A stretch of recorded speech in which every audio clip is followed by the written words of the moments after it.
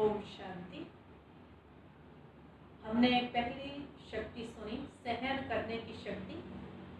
कहा जाता है सहना ही गहना है, यानी जो सहन कर लेता है वो श्रृंगारी मूर्त बन जाता है। सहन करने के साथ दूसरी शक्ति है समाने की शक्ति। कई बार मनुष्य सहन तो कर लेता है पर किसी बात को समा नहीं सकता है। जैसे घरों में भी आजकल देखा जाता है, सास ने कुछ कहा, बहू ने अंदर समाया नहीं और उसी बात को पड़ोस में जाकर के बता दिया। लेकिन कुछ दिनों के पश्चात वही पड़ोसी घर में आकर के बात करते हैं और उनसे जब पूछा जाता है आपको किसने कहा, तो वो कहते हैं जी बात तो आपके घर से ही पता चली, लेकिन वो आपको कह नहीं पा रही थी, तो हमने सोचा क्यों ना हम आपको ये बात बता दें ताकि ये बात समाप्त हो सके। वास्तव में देखा जाए वो व्यक्ति आग में घी डालने का काम करता है। सहन तो हमने किया पर बात को समा नहीं पाए, जिससे अनेक प्रकार के झगड़े शुरू हो जाते हैं और अनेक प्रकार की परिस्थितियां खड़ी हो जाती हैं। जैसे सागर अनेक नदियों को अपने भीतर समाता है और नदियां अनेक तरह की गंदगी अपने अंदर समाते हुए सदा क्लीन बहती रहती हैं। ठीक हम देखते हैं सागर जब नदियों को अपने अंदर समाता है तो सागर कभी भी ऐसा नहीं कहता है कि तुम अपना किचड़ा, तुम अपनी गंदगी मेरे में क्यों डालती हो। वास्तव में देखा जाए सागर क्यों कोई प्रतिक्रिया नहीं करता, आखिर कारण क्या है? क्योंकि सागर के अंदर दो गुण हैं, एक है विशालता और दूसरा है गहराई।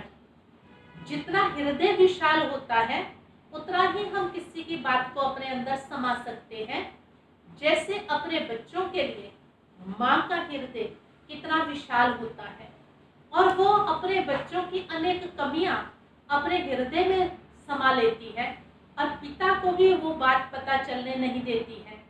हम देखते हैं इसी तरह हमारे जीवन में भी जब विशालता का गुण आ जाता है तो हम अनेकों की कमियों को, अनेकों की सुनाई गई बातों को अपने हृदय के अंदर समा सकते हैं।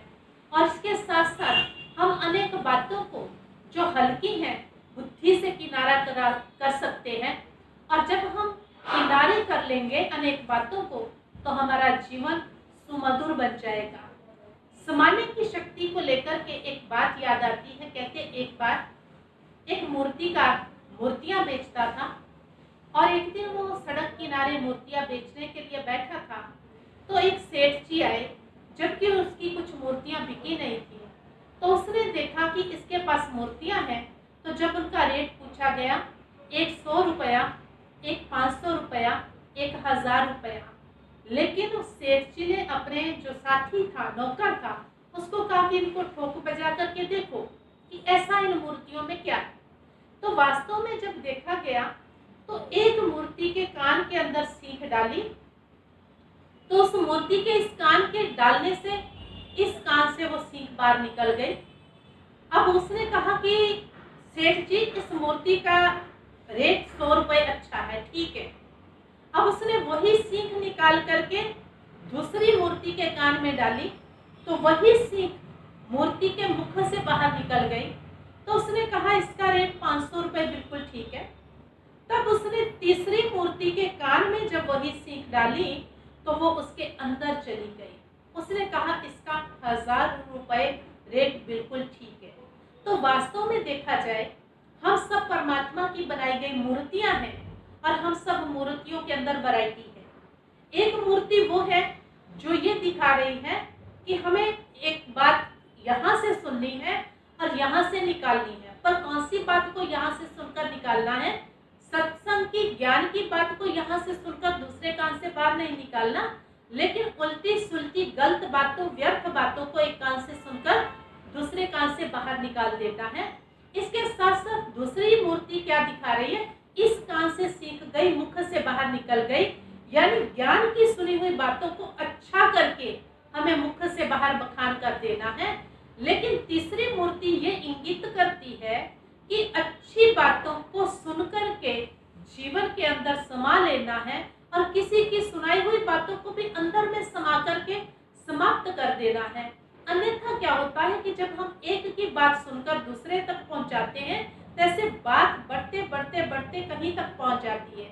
कभी कभी ऐसा देखा जाता है, किसी को अपने मन की बात हम सुनाते हैं और उसे कहते हैं कि आप मेरी इस बात को किसी के साथ नहीं करना, मैं सिर्फ आपको अपना वेल विशर समझ करके, अपना समझ करके मैं ये बात बता रही हूँ। लेकिन होता क्या है, जब हम अपनी बात अपने पेट में नहीं समा सकते, तो जिसको हम सुनाते हैं वो भी किसी दूसरे के साथ उस बात को शेयर कर देता है और कुछ दिनों के पश्चात वही बात अनेकों से घूमते घूमते हमारे पास पहुंच जाती है और हमें एकदम हैरान होते हैं कि हमने तो उस एक को कहा था।